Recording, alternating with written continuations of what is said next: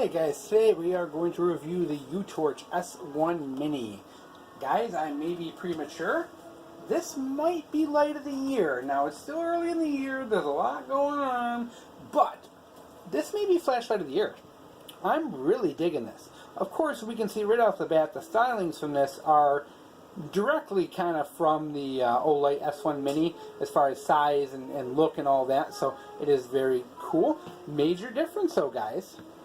It's a mule. Now, for those of you who aren't familiar, the term mule in the flashlight world basically means a light without a reflector.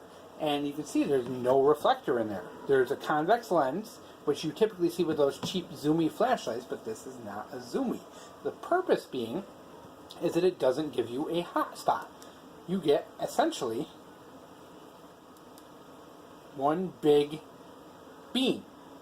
And mules are not very popular for a lot of reasons, but I've always liked mules. In fact, I've custom built a couple mules. I've actually taken old flashlights and torn them apart and taken out the reflectors just to make mules.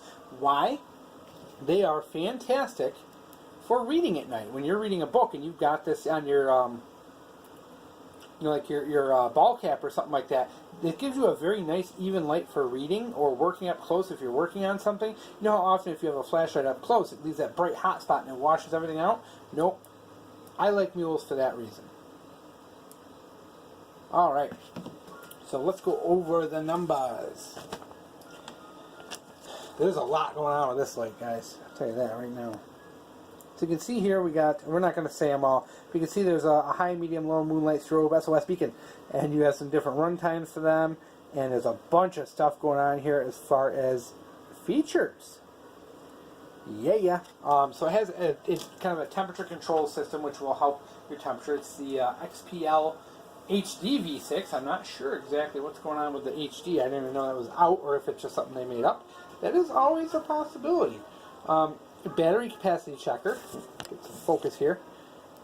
Press this side switch and it will tell you based on how many of those. So I know that is 75%. So that's cool. This takes CR123s or 16340 rechargeables.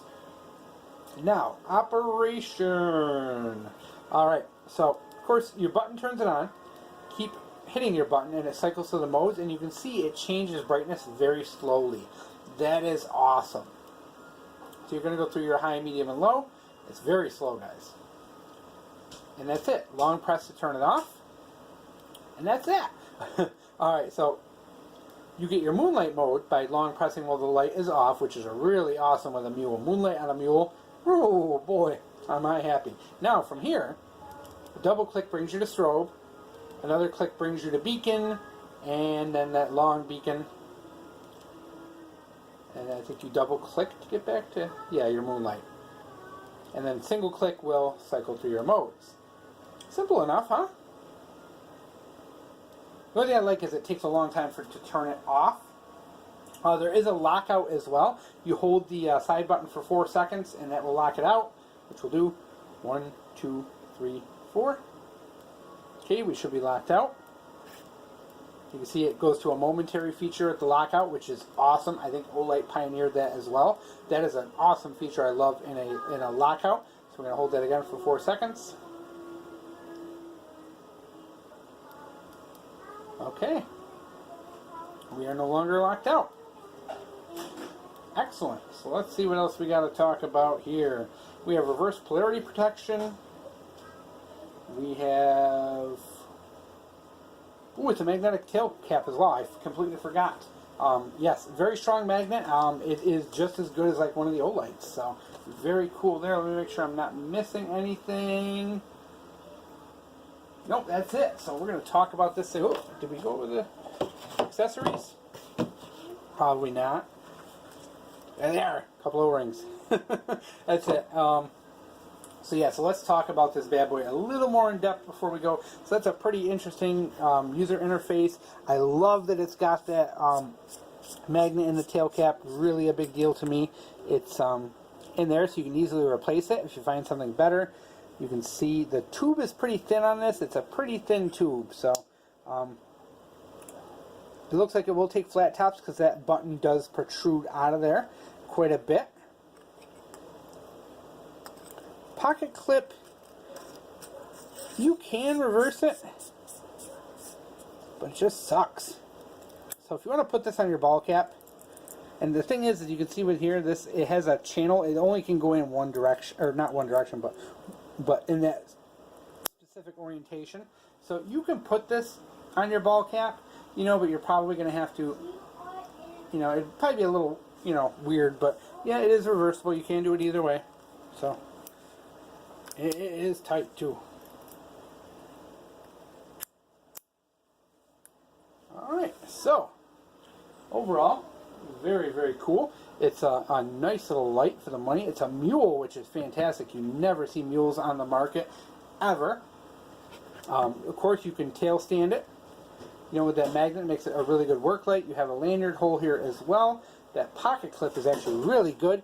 It's very thick, very strong. The button, you can feel it. So if you drop this and pick it up in the dark, you can, you know, by feeling around, number one, you can index it because this only goes in one spot. You can index it and automatically know where the button is, so that's kind of cool. OLED, you can't always do that, but you can feel it. You can rub your finger up and feel that flat, and you do know that that button is there. So a lot of cool features. The slow turn on and off. You know, I like the slow switching between modes. I don't like the slow turn off, to be honest. So there's some really good stuff here, guys. I think this is a fantastic little EDC. There's a lot of good stuff going on here as far as this light. So there's a lot to do, you know, there's a lot you can do with it. It's bright enough, and it's very interesting. I think this is a good light to turn into a work light. You know, this is something really good to work on your car because it's a mule, and it has that big spread out beam. I think that's just awesome. So these are very handy, and you'll always see people talking down mules. If you look on the forums, you know, people always think of mules as like junk, but they are an up-close and personal light. They're great for reading. They're great for working on cars and in tight spaces. So I love them. Like I said, I've made some out of flashlights that were junky. So for me, they're a desirable thing for me. I use lights a lot for reading in tents at night, and I use them a lot for like working on the car and doing, you know, work like that. So this kind of light, you know, and like I said, it is kind of took its styling from the Light S2, but it really doesn't matter. It's a decent quality light, and it doesn't seem to have any issues or problems so far. I'm definitely liking it, and I think this could potentially be light of the year, you know, despite the few kind of little shortcomings it does have. So we'll keep an eye out that for the rest of the year, and we'll let you know.